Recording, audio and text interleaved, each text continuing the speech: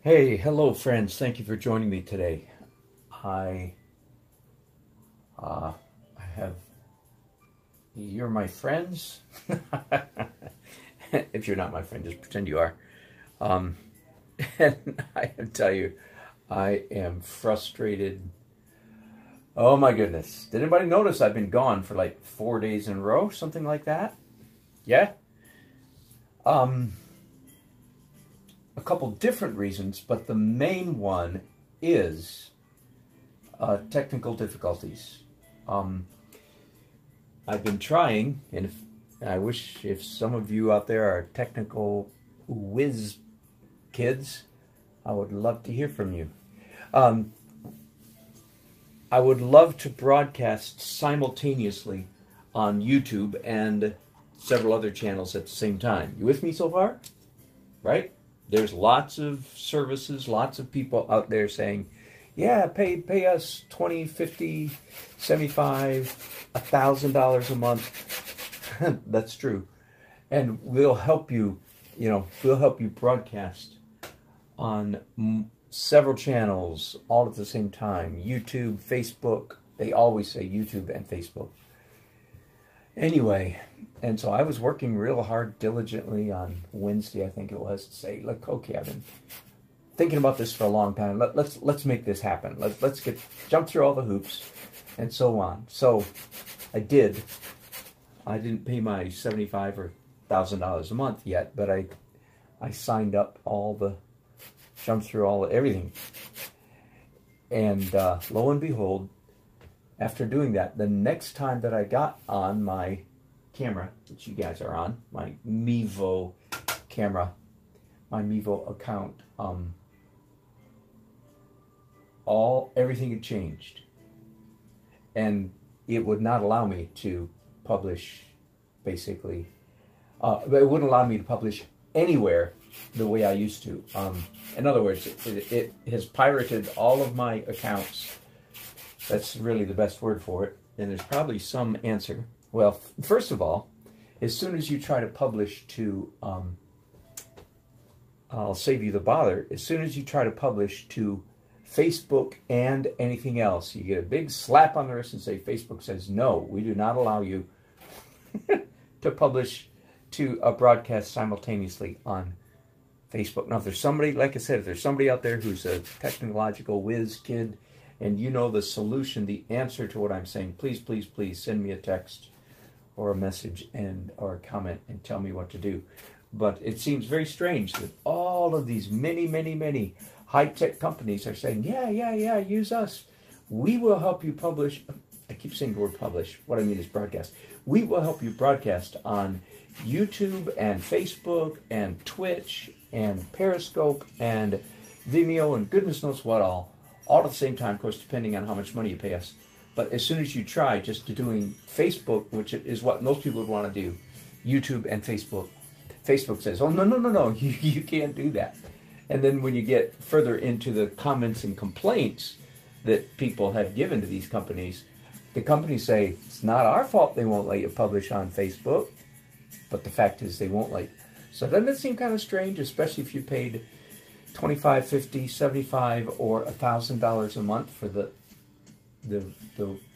ability to publish on Facebook, that they wouldn't tell you, oh, by the way, Facebook doesn't let you do that. Anyway, the worst part, though, is that when I tried to go back to publishing, I know you all wanted to hear this, but again, if there's anybody that has the answer, please let me know.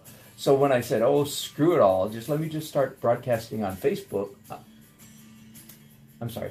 Let me just start broadcasting on YouTube the way I've been doing for a year and a half.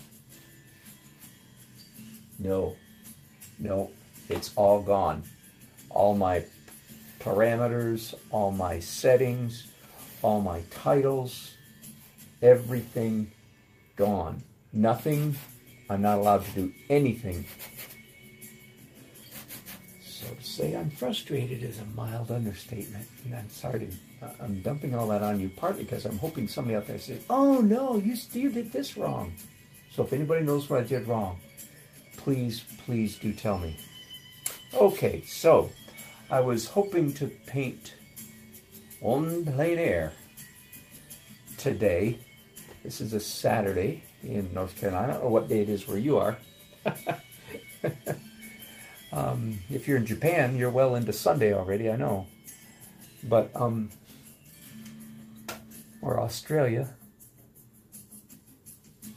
Anyway, I was planning to paint downtown, but I took a good hard look at the weather forecast and 70% chance of rain.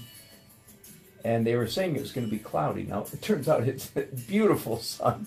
There you go. You can never really... welcome to the life of a plein air painter. You try your best to try to figure out the weather, and half the time it's wrong. Anyway, the weather's gorgeous, but it still might rain at 8 o'clock. So here I just decided to be the lazy man that I am, actually deep down, and do some quote-unquote plein air painting. That's kind of a tongue-in-cheek, obviously. Do some plein air painting right here in the comfort of my studio. But I've been wrestling with technology for the last 2 hours. Indeed. 2 hours of my precious life wasted trying to solve technological problems and failing to do so. So, life in the high-tech lane, eh? Okay, so this is a picture. Let me show it to you again. A photograph of our beautiful downtown Raleigh. I know you can't see that very well. And I started just a few minutes ago, by the way. I started this broadcast on, or another broadcast on Facebook. So if you want to see me do the big X marks, and why do I do X's and so forth, dash on over to my Facebook page. 1, 2, 3, 4, 5. Okay, a little bit shorter.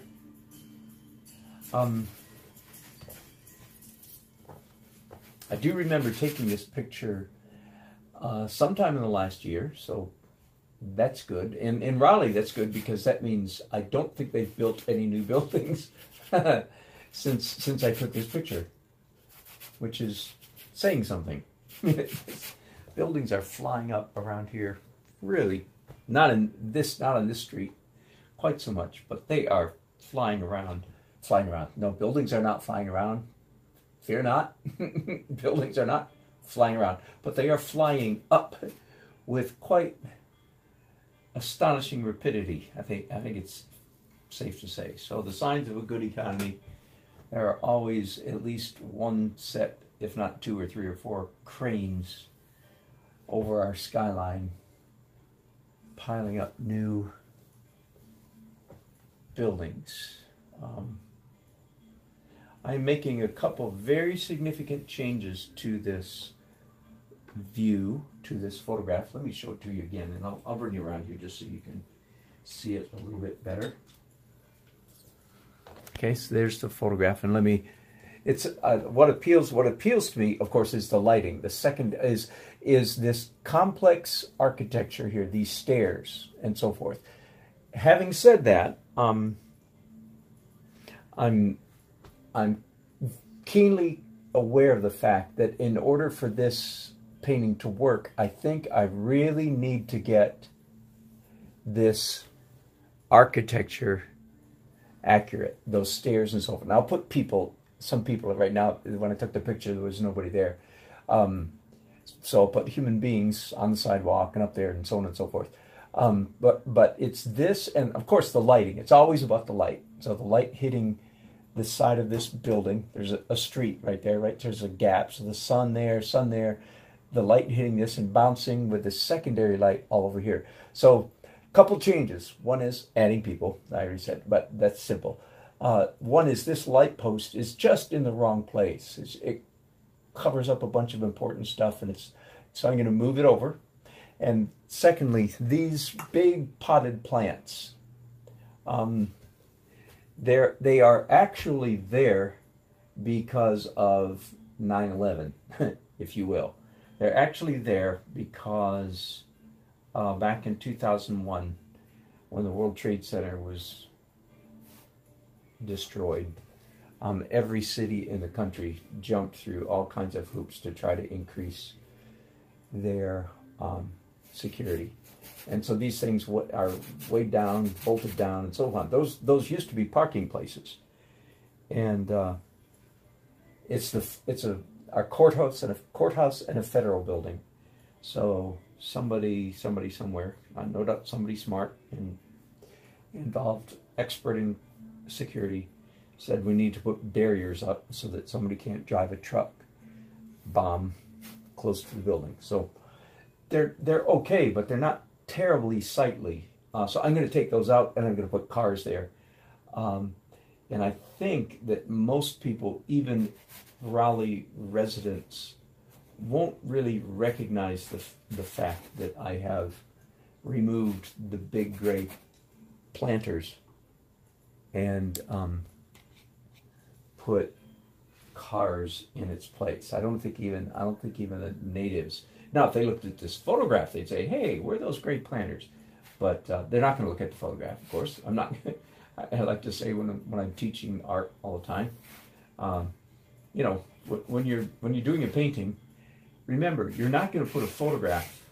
I'm not going to put this photograph on the wall next to the painting and ask people to give me a grade about how well I did, how accurate I rendered the photograph. That's absurd, right? So I'm not going to do that. So people won't even, and that's important to keep in mind when you're painting, because sometimes we artists, we get hung up on accurately rendering this or that. And it's important to remember that your customers, your viewers, are not going to be looking at a photograph. Okay, I think you got the point. And so I'm going to take those planters away and put cars down here. And I moved the edge of the sidewalk over, put a lamppost there. And I'm hoping all this is going to result in a beautiful painting. Don't you hope that too? I know you do, deep down. Okay, so all the purple lines that I've just put down are, if you watch me often, you've heard this before. This is my first rough estimate as to where things go. It's very important to keep in mind that it's only my first guess, my first rough estimate. And I am free to move anything, any direction I want as I zero in on the subject matter. I feel like rather than spending an hour and a half measuring and getting everything right, I've just slap something down quickly in 10 minutes, as you see that I've done here. And then keep yourself flexible so you don't get locked into this. But remember, keep reminding yourself you're free to change your mind and move things around. Okay? Like already I can see, I'll do it right now. This stair, the base of these stairs needs to come further up. And this needs to come further up, etc., etc. Does that make sense? Okay, quick break here. I'll be back in a few minutes. Thanks for watching.